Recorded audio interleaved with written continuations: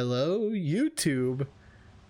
This was a different way as I did, but what is up, awesome ones? This is Awesome Perfection here, and that was actually, I mean, I still don't think I could put that up on YouTube just because there's pepperonis involved and some interesting words used, interesting word usage. But it's good to see you guys again, and for you guys on Patreon, I hope you guys enjoyed my freaking just me rambling. I know what you're thinking, typical AP1, just rambling about whatever happens all the time.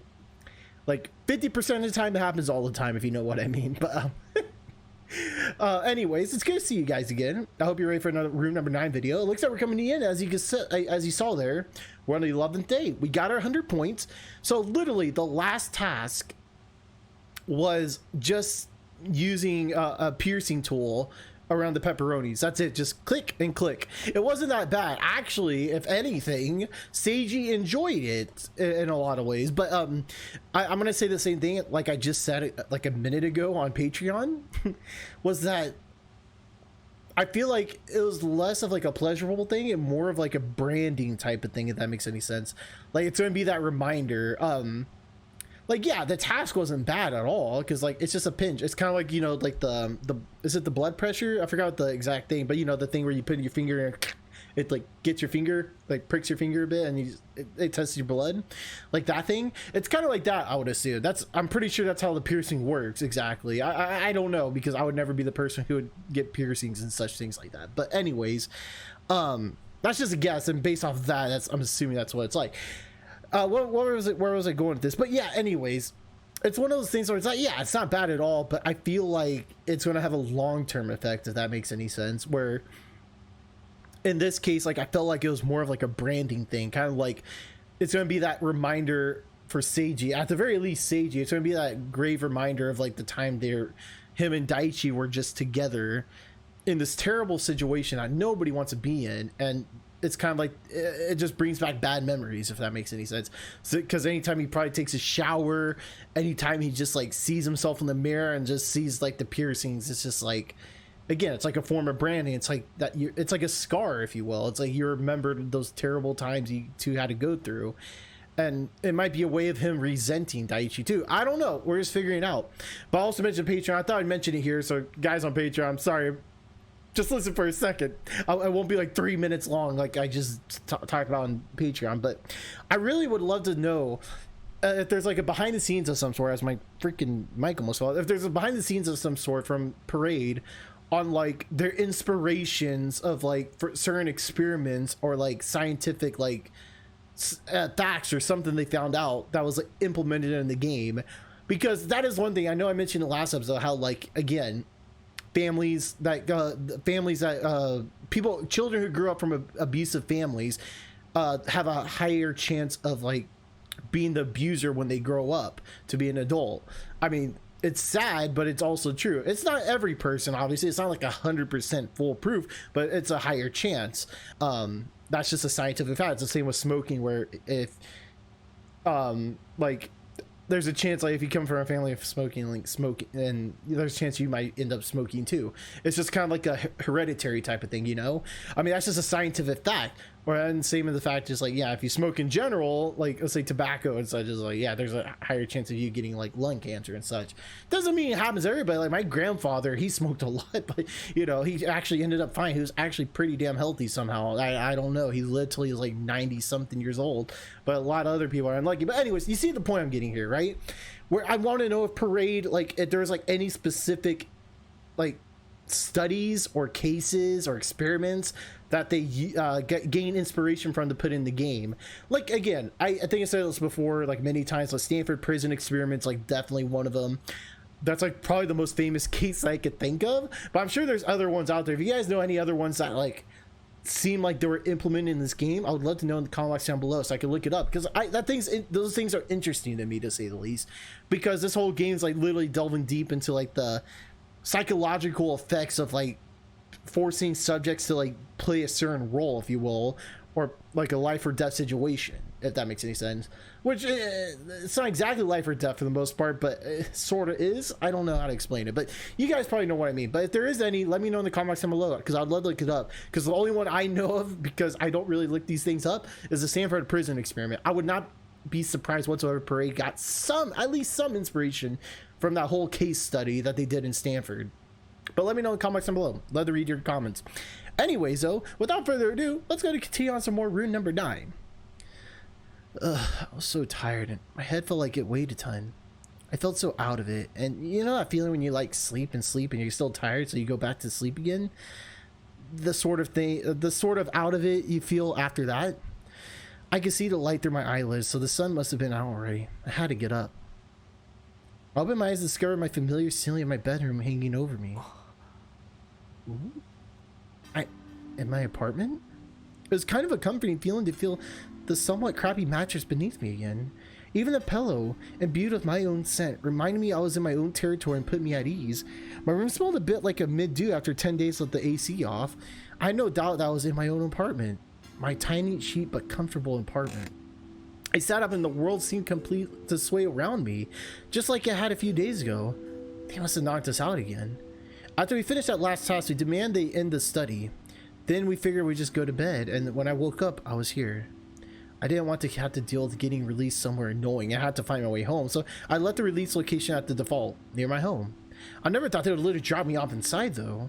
My room hadn't changed one bit since the last time I saw it before I left. Nothing seemed out of place. I never guessed strangers had been in here. I'd gotten rid of all my food and trash before I left, but this area around my dresser was still a bit of a mess, same as it was before I left. The one thing that was different was the fact that Seiji was sleeping next to me.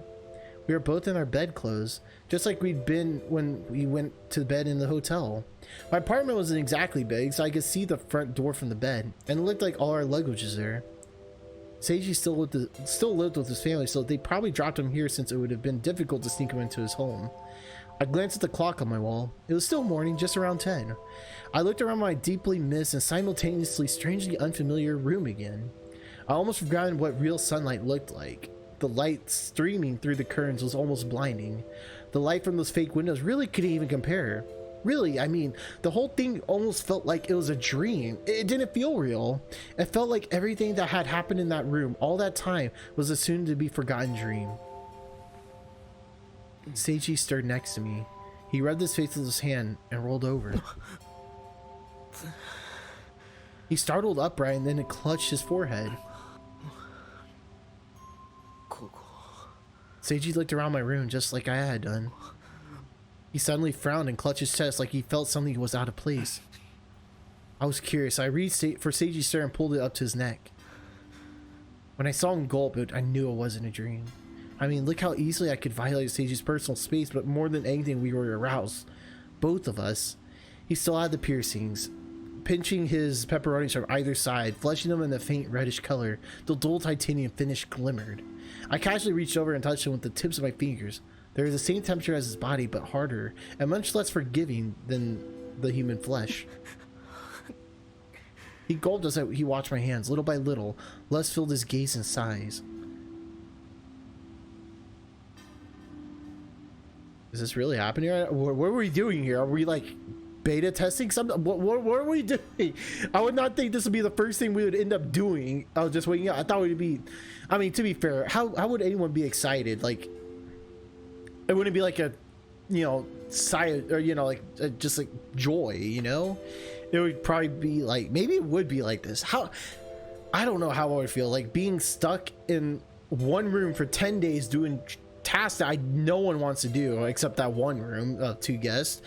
You know, not going to judge, but you know, but it's something I definitely wouldn't want to do with a best friend at that. So I'm like, what would be the appropriate way? Is there even an appropriate way? Probably not, because we were in a situation that was not even appropriate to begin with, if you will. But anyways, his pepperonis and the metal piercings had a little bit of a crusty blood and fluid dried on them. The instructions had suggested using hot water to soften and gentle soap to wash the area. Seiji's breathing quickened in anticipation of what was to come. We're still in that room, and we might never be able to leave. I got off the bed first and led the still sleepy Seiji by the hand, pushing him into the bathroom. Oh, Well, hello YouTube. Maybe. Okay, yeah, hello YouTube. It's good to see you guys again. I wasn't sure, but as you tell, we're on the something day, aka a month later. So kind of just depends. Let's just go with the good old average 30. So we're on day 41, maybe. I'm just guessing between day 40, because I don't know what month it is. We're just gonna go if my math is correct in my head. So it's either day 30, just to be safe, 38, between 38 to 42. We're on one of those days. But anyways, by about well, you literally just missed a volcanic session. That is all. Not even a stretching.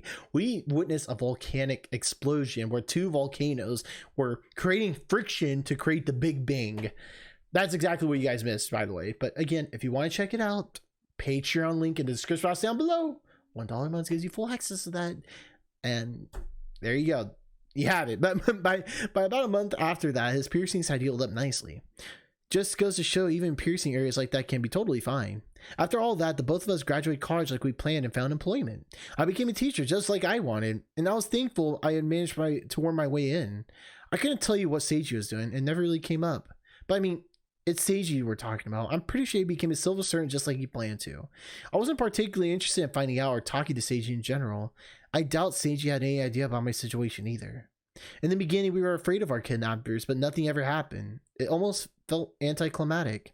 I had no idea if they just gotten bored of us or were still watching us from the shadows somewhere, but even if I had an answer, it wouldn't have really made a difference. Either way, time continued to march. Well, hello YouTube. That is the end of this episode. I'm not gonna lie, I did not expect to jump from that neutral in. I you know, it was definitely a bad in, I would say. I know it's probably considered a neutral in, but my god, it was like it was a neutral in, but it was still bad, right?